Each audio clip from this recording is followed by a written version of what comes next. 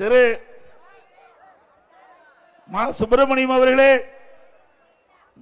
உங்களுடைய துறையில நிறைய முறைகேடு நடக்குது. இன்னைக்கு ஒரே நிமிஷம், ஏதோ திருடுவாங்க, நகை திருடுவாங்க, பணத்தை திருடுவாங்க. ஆனா கிட்னி திருடுறது எங்கேயாச்சும் பார்த்திருக்கீங்களா? கிட்னி திருடுற ஒரே கட்சி திமுக கட்சி. திமுக எம்எல்ஏ அவருக்கு சொந்தமான இடம், அதாவது மருத்துவமனை, திருச்சியில சித்தார் மருத்துவமனை, பெரம்பலூர்ல தனலட்சுமி சீனிவாசன் கல்லூரி மருத்துவ, இரண்டு மருத்துவமனையிலையும் அந்த ஆளுங்கட்சி எம்எல்ஏ, ஆளுகிட்ட கட்சி திமுக கட்சி, புகார் வந்து அந்த மருத்துவமனையில் அவர்கள் சோதனை பண்றாங்க. சோதனை பண்ணிக்கிட்ட பொழுது இந்த கிட்னி, அதாவது மாற்று சிகிச்சை செய்கின்ற பொழுது உறுப்பு மாற்று சிகிச்சை, இதில் முறைகேடு நடைபெற்றதாக கண்டுபிடிக்கப்பட்டது. கண்டுபிடிக்கப்பட்ட பிறகு அந்த உறுப்பு மாற்று அறுவை கொடுக்கின்ற அனுமதியை நிறுத்தி வச்சிருக்கிறாங்க. அதுக்கு ஒரு குழு போட்டு அந்த குழு நேரடியாக போய் இந்த முறைகேடை கண்டுபிடிச்சிருக்குது. இது வரைக்கும் கைது பண்ணல, ஏன்னா திமுக எம்எல்ஏ.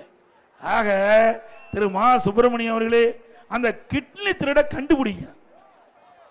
யாராவது தப்பு தவறி திமுக காரர் நடத்துற மருத்துவமனைக்கு போயிடாதீங்க.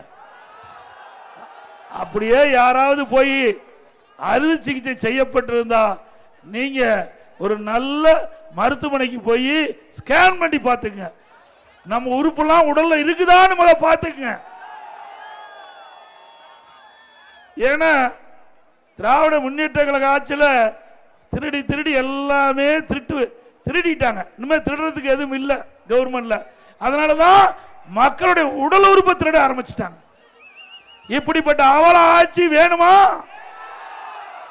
ஒரு ஏழை மக்கள் வறுமையின் காரணமாக அதை மையமா பயன்படுத்தி அவருடைய கிட்னியை முறைகேடாக எடுப்பது எந்த விதத்தில் நியாயம்?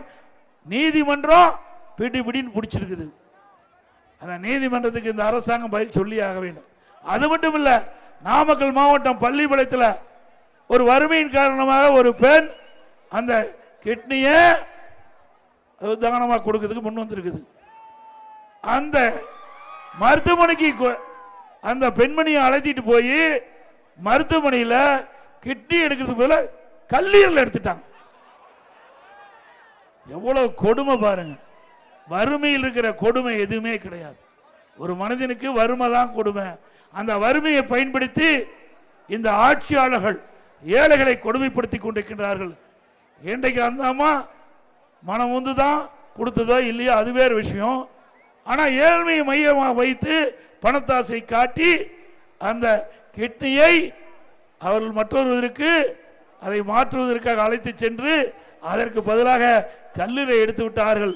இன்றைக்கு அந்த பெண்மணி மிகுந்த கஷ்டத்தில் இருப்பதாக எல்லா பத்திரிகையிலும் வந்திருக்குது, வலைதளத்தில் வந்திருக்குது, தொலைக்காட்சியில் வந்திருக்குது. இப்படிப்பட்ட கேவலமான அரசாங்கம் திமுக அரசாங்கம். பிளே ஸ்டோர் மற்றும் ஆப் ஸ்டோரில் இருந்து பாலிமர் செயலியை QR கோடு மூலம் பதிவிறக்கம் செய்யுங்கள்.